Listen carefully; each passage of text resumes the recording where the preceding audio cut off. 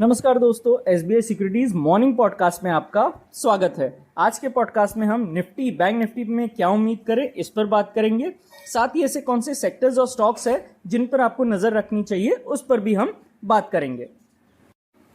So friends, अगर हम price action perspective से बाजार को समझें तो वहाँ पे हमको नजर आएगा कि जो बढ़ती अस्थिरता के बीच निफ्टी ने अपनी सुधार की जो गति है उसको जारी रखा, क्योंकि वह अपने 50 EMA का जो जोन है वहां तक पहुंच गया और वर्तमान में 22,240 पर स्थिर है। निफ्टी ने दिन में 0.6% के नकारात्मक गेन्स के साथ अपने सत्र को समाप्त किया। वहीं बैंक निफ्टी ने अपेक्षाकृत जो है अंडर परफॉर्म किया और दिन के लिए 1.25% की गिरावट उसमें देखने को मिली, यानी निफ्टी के मुकाबले बैंक निफ्टी ज़्यादा कमज़ोर हमको नजर आया। मिड कैप और स्मॉल कैप दोनों इंडाइसेस ने भी क्रमश 1.95 और 1.89% की गिरावट के साथ निफ्टी से जो है रिलेटिवली काफ़ी बुरा प्रदर्शन दिखाया।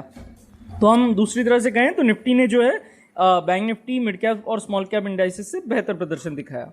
अगर हम सेक्टोरियल इंडाइसेस को देखें तो व्यापक आधार पर बिकवाली देखी गई और 15 में से जो 13 इंडाइसेस है वो लाल निशान में बंद हुए। अच्छी तिमाही आंकड़े और एक जो है डिफेंसिव सेक्टर होने के कारण एफएमसीजी में है भारी हमने मजबूती देखी और 2.02% की बढ़त के साथ सबसे बढ़िया प्रदर्शन करने वाला इंडेक्स बनकर उभरा। वहीं रियल्टी जैसा हाई बीटा जो इंडेक्स है वो 3.49% की हानि के साथ सबसे ज्यादा खराब प्रदर्शन करने वाला इंडेक्स बनकर उभरा।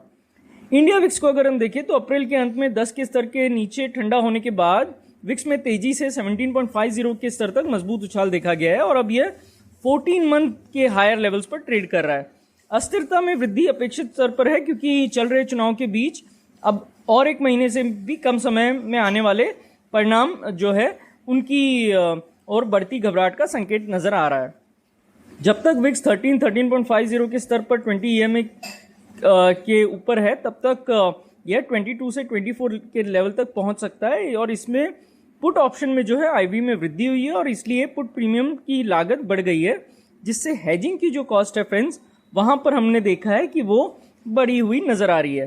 पैनिक मोड में प्रवेश करने की बजाय यहाँ पे जरूरी है कि किसी को उच्च स्थिति के आकार पर ध्यान केंद्रित करना चाहिए और कुशल जो है हेजिंग टेक्निक्स को ध्यान में रखना चाहिए, लेवरेज की पोजीशंस को नियंत्रित करना चाहिए। निफ्टी के स्तर पर आए तो आगे बढ़ते हुए सपोर्ट जो है 22,180 22,170 के आसपास है। वहीं रेजिस्टेंस 22,410 22,430 के लेवल्स पर नजर आ रहा है।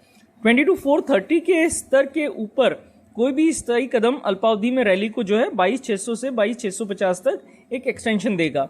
वहीं 22,170 के नीचे फिसलने पर निफ्टी जो है 21,950 से 22,050 के लेवल तक बिकवाली का दबाव वहां पे बढ़ता हुआ हमको दिख सकता है। ओआई डेटा पर नजर डालें तो पीसीआर वर्तमान में 0.56 पर है, कॉल राइटिंग 22,400 22,500 के स्ट्राइक में है, पुट राइटिंग 22,200 और 22,100 पर देखी गई है। तो मैं अगर रेंज लूं तो 22,180 नीचे की और 22,430 ऊपर की ओर यह रेंज मेरे को निफ्टी में नजर आ रही है। बैंक निफ्टी की बात करें तो सपोर्ट जो है 47,900 48,000 के स्तर पर देखा गया है। वहीं अगर हम देखें जो रेजिस्टेंस है वो 48,450 48,500 पर नजर आ रहा है। यदि 47,900 के नीचे बैंक निफ्टी फिसलता है तो यहाँ पे 47,600 47,700 के लेवल तक बिकवाली का दबाव बढ़ जाएगा। 48,500 से ऊपर अगर क्रॉसओवर होता है तो 48,800 49,000 तक की बढ़त की ओर हम बढ़ेंगे।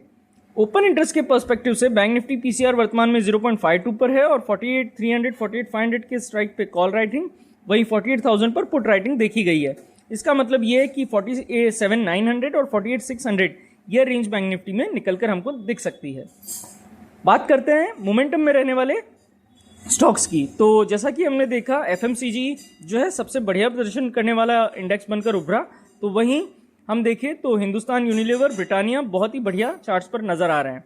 आईटी में भी अगर हम देखें तो टीसीएस, टेकेम ये भी अच्छे नजर आ रहे हैं और सीजी पावर, ऑयल इंडिया, तेजस नेटवर्क ये स्टॉक्स भी अच्छे नजर आ रहे हैं रिलेटिव स्ट्रेंथ पर।